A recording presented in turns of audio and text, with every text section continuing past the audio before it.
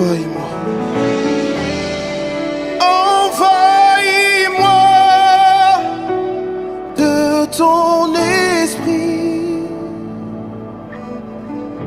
Envahis-moi, oui, de ton esprit. Envahis-moi. Envahis-moi De ton esprit. de ton esprit. Envahis-moi. Envahis-moi De ton esprit. de ton esprit. Jésus, envahis-moi. Envahis-moi Yaonia de Valade. ton esprit. Envahis-moi. Envahis-moi De ton esprit. de ton esprit. Chantons ensemble. Envahis-moi. Envahis-moi de ton esprit. Envahis-moi, oui, de ton esprit. Envahis-moi Envahis-moi de ton esprit. de ton esprit. Envahis-moi Envahis-moi de ton esprit. de ton esprit. Jésus, envahis-moi. Envahis-moi Yaonia de Valade. ton esprit. Envahis-moi Envahis-moi de ton esprit.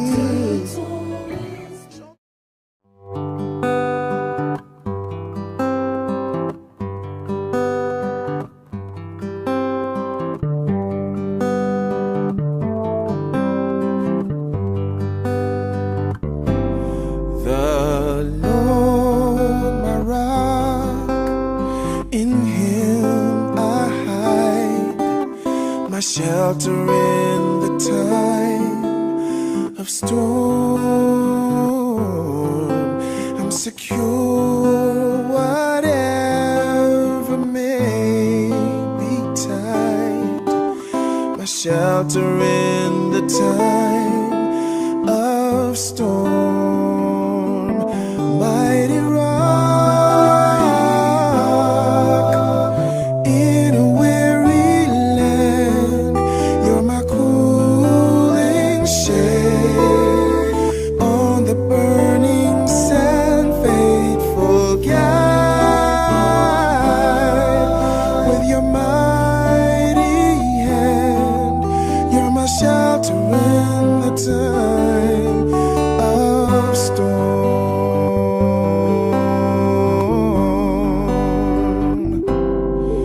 You're my shade by day, defense by night, a shelter in the time of storm. For you have put all my enemies to flight, my shelter in the time of storm. Mighty rock in a weary land, cooling shade on the burning sand, faithful guide. With your mighty hand, a shelter in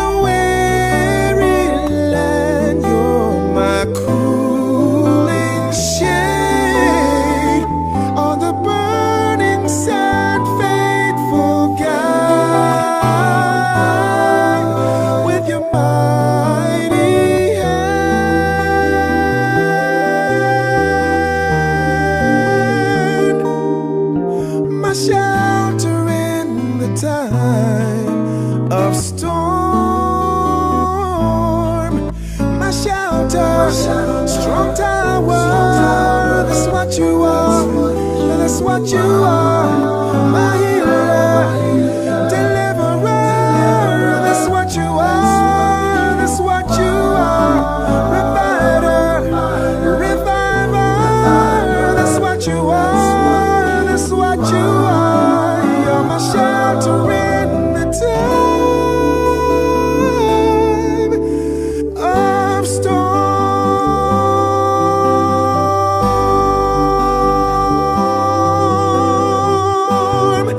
Yes, in the time of storm.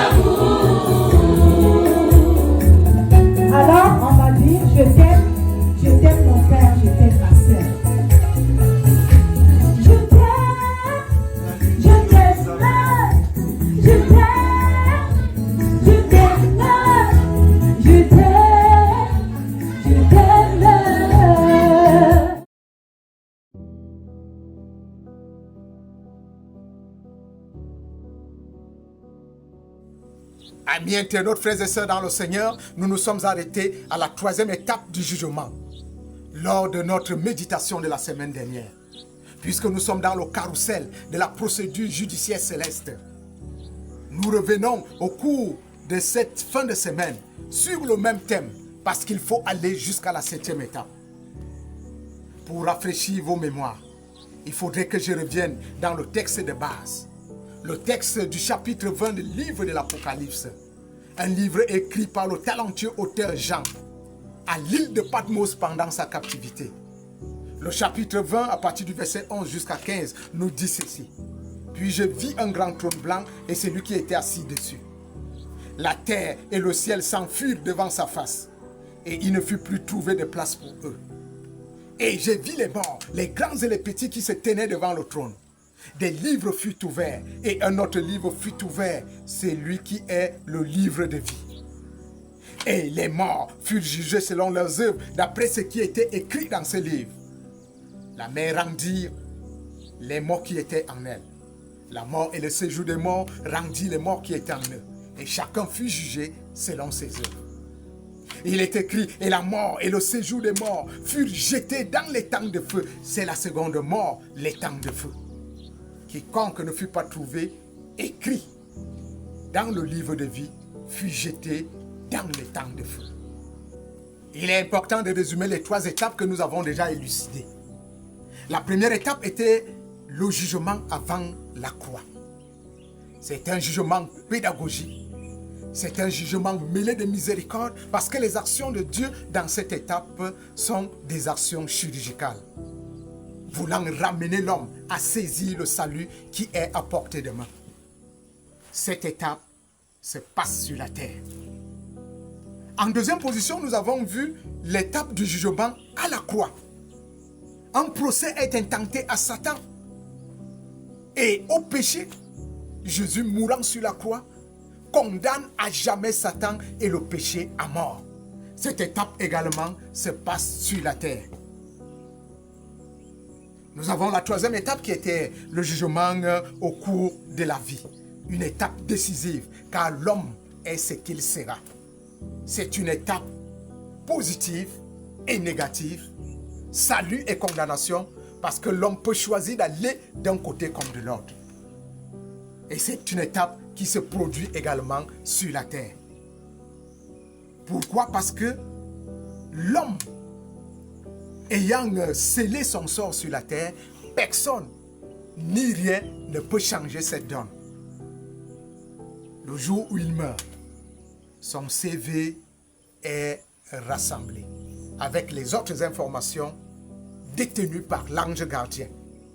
Dès que la lumière pilote l'étincelle de vie quitte l'homme, l'ange accompagnateur doit rendre compte au commandant de son groupe, particulièrement les anges commandant son groupe. 1. Son groupe. 2.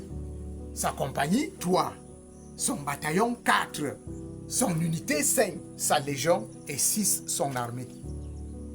Cet ange se rend ensuite auprès de l'étoile du soir, après avoir reçu un ordre de mission de son chef. L'étoile du soir étant l'archange Michel, je veux dire Gabriel, ou son représentant.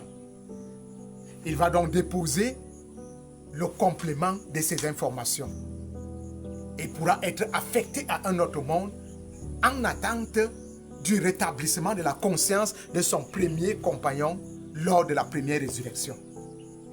Après donc avoir fait ce bref résumé, nous pouvons maintenant embrayer avec la 4e étape de la procédure judiciaire céleste qui s'étale sur cette dimension. Voici la 4e étape de la procédure. Cette étape est dénommée le jugement avant le retour de Jésus-Christ. Ce jugement se passe donc avant le retour de Jésus-Christ. C'est un jugement affirmatif. L'univers tout entier est concerné. C'est la révélation de la grâce et de la puissance de Dieu. C'est la démonstration de la manière dont il a œuvré pour nous et par nous. Il révèle clairement et ouvertement celui qui a accepté Jésus-Christ comme Dieu et comme Sauveur. Cette étape-là se passe au ciel, dans les bureaux des archivistes. C'est une mise à jour du listing des élus. Parce que lorsque le Christ reviendra, les Écritures disent qu'il reviendra avec tous les anges pour rassembler les élus des 4 vents des cieux. Ce n'est pas en ce moment qu'on fera le listing de ceux qui doivent être salués. Le listing sera arrêté d'avance depuis les bureaux des archivistes célestes.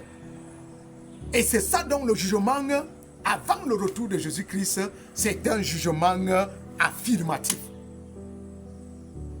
Il consent que tel doit être enlevé, quel que soit l'état dans lequel on le trouvera, soit vivant, soit mort. Quant à la 5e étape, de la procédure judiciaire céleste,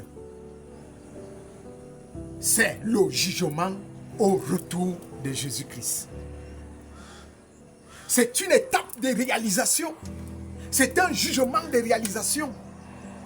C'est la fin de l'achèvement de l'espérance biblique.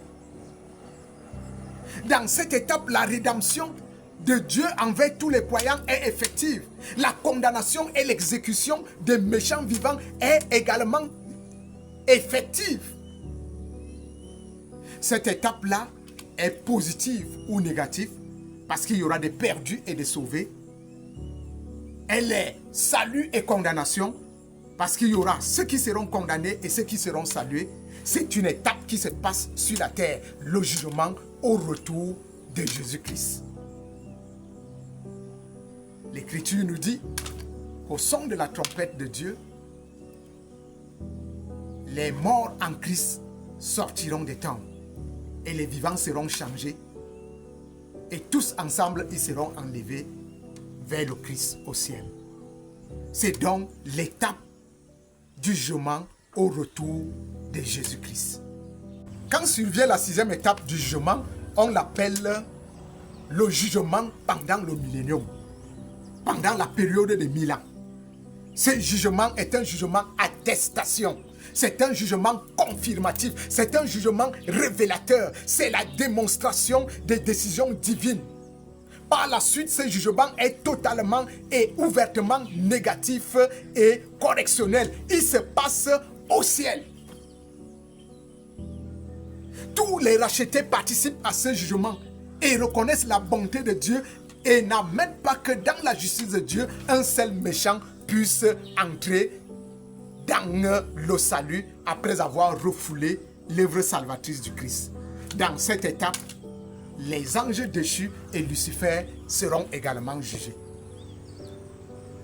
C'est à cette occasion que les élus ont droit au dossier de ceux qui dorment dans la poussière, de ceux qui n'ont pas eu accès à la première résurrection.